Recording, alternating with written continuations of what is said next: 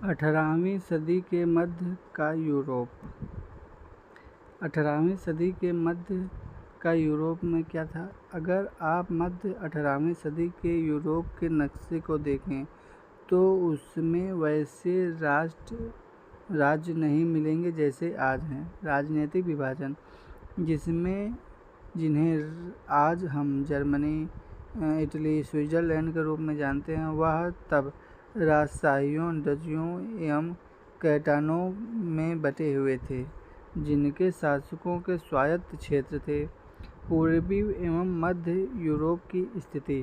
पूर्वी एवं मध्य यूरोप निरंकुश राजतंत्रों के अधीन था।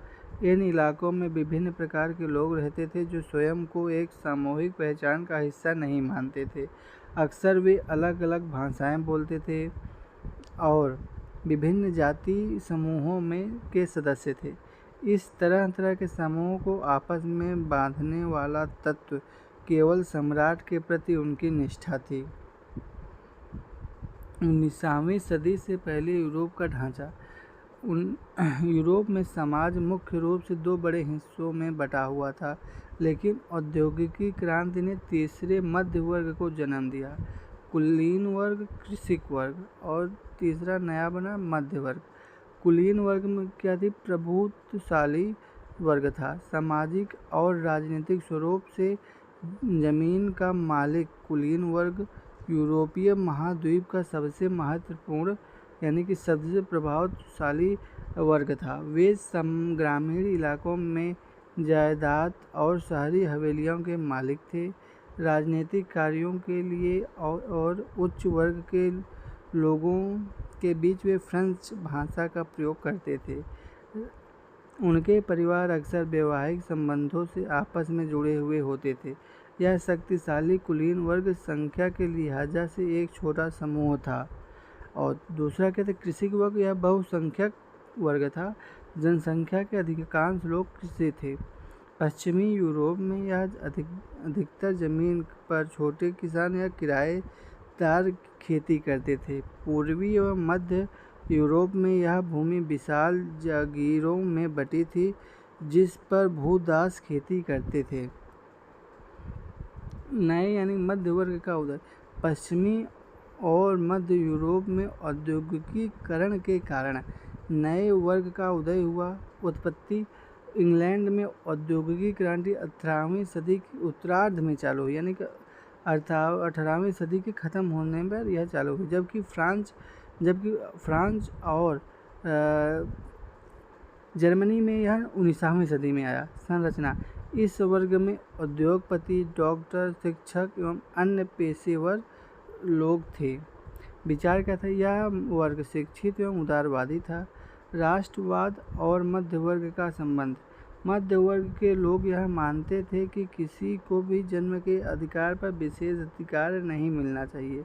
जब कुलीन विशेषाधिकारों की समाप्ति के बाद शिक्षित एवं उदारवादी मध्य वर्ग के बीच ही एक राष्ट्रीय एकता के विचार लोकप्रिय हुए। यही वर्ग बाद में राष्ट्रवाद का सबसे बड़ा समर्थक बना। उदारवाद एवं राष्ट्रवाद। 19वीं सदी का यूरोप में उदारवाद का अर्थ क्या था? उदारवाद शब्द लैटिन भाषा के मूल शब्द लिबर पर आधारित था, जिसका अर्थ था आज़ाद।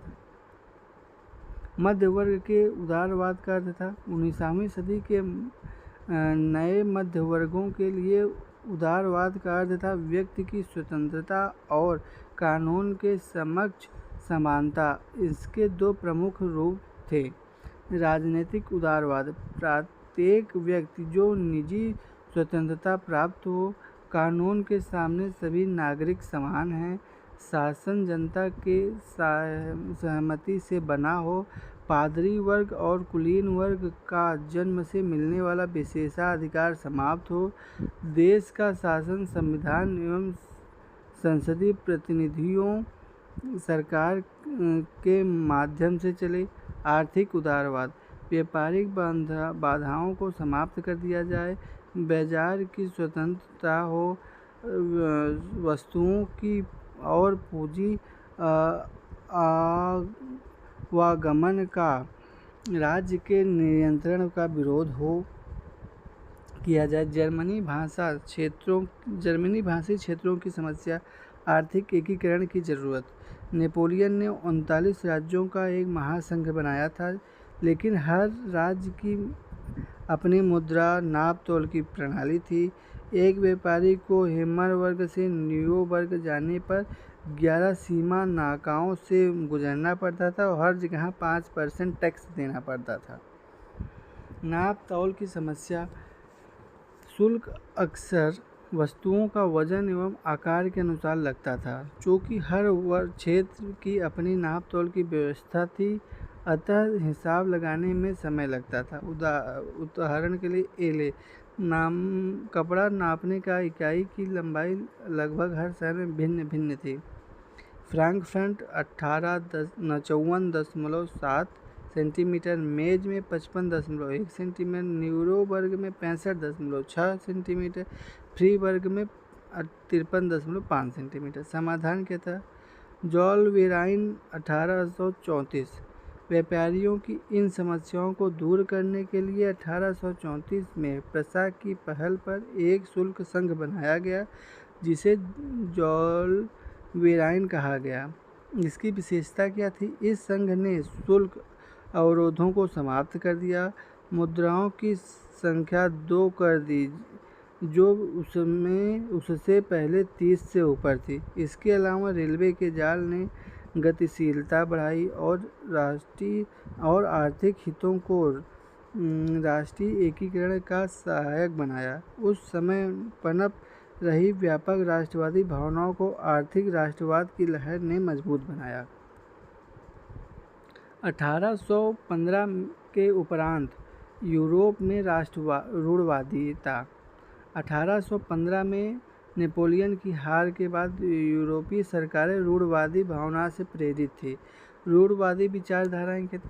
रूढ़वादी मानते थे कि राज्य एवं समाज की स्थापित पारंपरिक संस्थाएं जैसे राजतंत्र, चर्च, सामाजिक ऊंच नीच, संपत्ति एवं परिवार को बनाए रखना चाहिए, जबकि रूढ़वादी और आधुनिकीकरण वे क्रांति से पहले के पुराने युगों में पूरी तरह लौटना नहीं चाहते थे। उन्होंने नेपोलियन के सुधारों से यह सीखा कि एक आधुनिक सेना, कुशल नौकरशाही और गतिशील अर्थव्यवस्था राजतंत्र को और भी मजबूत बनाती है। वियना कांग्रेस 1815 में ब्रिटेन, रूस, प्रशा, ऑस्ट्रिया जैसे यूरोपीय शक्तियों ने मिलकर एक नेपोलियन को हराया। वे प्रतिनिधि यूरोप के लिए एक समझौता तैयार करने में वियना में मिले। इस सम्मेलन की मेजबानी ऑस्ट्रिया के चांसलर ड्यूक मेटरनिख ने की। उद्देश्य क्या था? इन सभी बदलावों को समाप्त कर जो नेपोलियन युद्धों के दौरान हुए थे और पुरानी राजतंत्रों को बहाल करना। वियना की संधि के प्रमुख निर्णय क्या थे? फ्रांस में बूर वंश का फिर से सत्ता सौंप दी गई। फ्रांस ने उन इलाकों को खो दिया जिस पर कब्जा उसने नेपोलियन के अधीन किया था। फ्रांस की सीमाओं का नियंत्रण। भविष्य में फ्रांस अपना विस्तार न कर सके, इसके लिए उसकी सीमाओं पर नए राज्य बना दिए गए। उत्तर में उससे नीदरलैंड की स्थापना की गई, जिसमें बेल्जियम शामिल था, और दक्षिण में पिगमॉन्ट में जिनेवा जोड़ दिया गया। प्रशा को उसकी पश्चिमी सीमाओं पर महत्वपूर्ण नए इलाके दिए गए, जबकि ऑस्ट्रिया को इटली का नियंत्रण सौंपा गया। जर्मनी महासंघ। नेपोलियन ने 39 राज्यों का जो जर्मन महासंघ स्थापित किया था उसे बरकरार रखा गया। पूर्व में रूस को पोलैंड का हिस्सा दिया गया, जबकि प्रशा को सैक्सनी का एक हिस्सा प्रदान किया गया। 1815 में वियना संधि के निर्णयों के उद्देश्य क्या थे?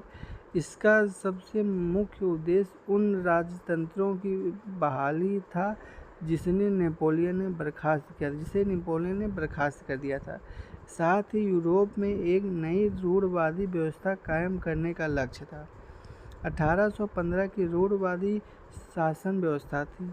1815 में स्थापित रूढ़वादी शासन व्यवस्थाएं निरंकुश थी। वे अपने खिलाफ किसी भी तरह की असहमति या आलोचना बर्दाश्त नहीं करते थे। सेंसरशिप, अखबारों, किताबों, नाटकों और गीतों पर कड़े सेंसर नियम लागू किए गए ताकि स्वतंत्रता एवं क्रांति के विचार न फैल सकें। क्रांतिकारी और गुप्त संगठनों का उदय। 1815 के बाद रूढ़वादी सरकारों के दमन से बचने के लिए अनेक उदारवादी एवं राष्ट्रवादी भूमिगत हो गए। क्रांतिकारी होने का अर्थ उस समय क्रांतिकारी होने के 3 प्रमुख बातें थीं। वियना संधि के बाद स्थापित की गई पुरानी राजशाही व्यवस्था को चुनौती देना, आज़ादी और मुक्ति के लिए प्रतिबद्ध होना। क्रांतिकारियों का मानना था कि राष्ट्र राज्यों का निर्माण आज़ादी की लड़ाई का सबसे ज़रूरी हिस्सा है। ज्यूसेप्पी मेसिलिनी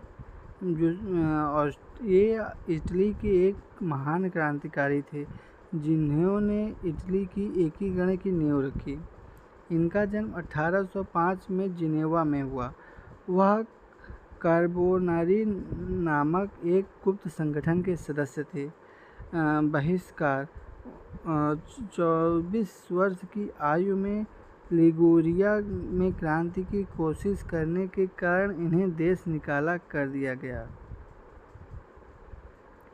ज्यूसेप्पी मेस्सिनी द्वारा स्थापित संगठन। इन्होंने युवाओं को प्रशिक्षित करने के लिए 2 प्रमुख भूमिगत संगठनों की स्थापना की। यंग इटली, जो मार्सेई में स्थापित हुई 1831 को, और यंग यूरोप, जो बर्न में स्थापित हुई 1834 को। इसमें पोलैंड, फ्रांस, इटली और जर्मनी राज्यों के समान विचार वाले युवक सदस्य थे। ज्यूसेप्पी के विचार। जेतर्सिनी का विचार था कि ईश्वर की मर्जी के अनुसार राष्ट्र ही मनुष्यों की प्राकृतिक इकाई थी। उनके अनुसार इटली छोटे छोटे राज्यों में बट नहीं रहा है, उसे एकीकृत गणराज्य बनाना चाहिए। इटली की एकीकृत उसकी मुक्ति का आधार हो सकता है। उसका प्रभाव, ज्यूसेप्पी का प्रभाव क्या पड़ा? उनके विचारों से प्रेरित होकर जर्मनी, फ्रांस, स्विट्जरलैंड, पोलैंड में गुप्त संगठन बने। राजतंत्र का विरोध एवं प्रजातात्मक गणराज्य के सपने ने रूढ़वादियों को चुनौती दी। रूढ़वादियों की प्रक्रिया। ऑस्ट्रिया के चांसलर मेटरनिख ने अपनी सामाजिक व्यवस्था का सबसे खतरनाक दुश्मन बताया। क्रांतिकारियों का उदय। जैसे जैसे राष्ट्रवादी सरकारों ने अपनी शक्तियां बढ़ानी शुरू की, उदारवाद एवं राष्ट्रवाद ने विद्रोह शुरू कर दिया। क्रांतिकारियों का नेतृत्व किसने किया? इन क्रांतियों का नेतृत्व उदारवादी राष्ट्रवादियों ने किया, जो शिक्षित मध्यवर्गीय विशिष्ट लोग थे। इसमें प्रोफेसर, स्कूली अध्यापक, क्लर्क, वाणिज्यिक व्यापार के लोग थे जो मध्य वर्ग में शामिल थे। फ्रांस की क्रांति जो जुलाई में हुई, इसे फ्रांस की जुलाई क्रांति कहते हैं, जो 1830 में हुई। पहली बड़ी क्रांति 1830 में हुई, जहां उदारवादियों ने बुरोको राजाओं को सत्ता से हटा दिया, जिन्हें 1815 में बहाल किया गया था। इनकी जगह फ्रांस में संवैधानिक सरकार स्थापित की गई, जिसका अध्यक्ष लुई फिलिप था। जुलाई क्रांति का प्रभाव क्या था? जुलाई क्रांति से ब्रसेल्स में जो विद्रोह भड़का, जिसके फलस्वरूप यूनाइटेड किंगडम ऑफ नीदरलैंड से अलग हो गया।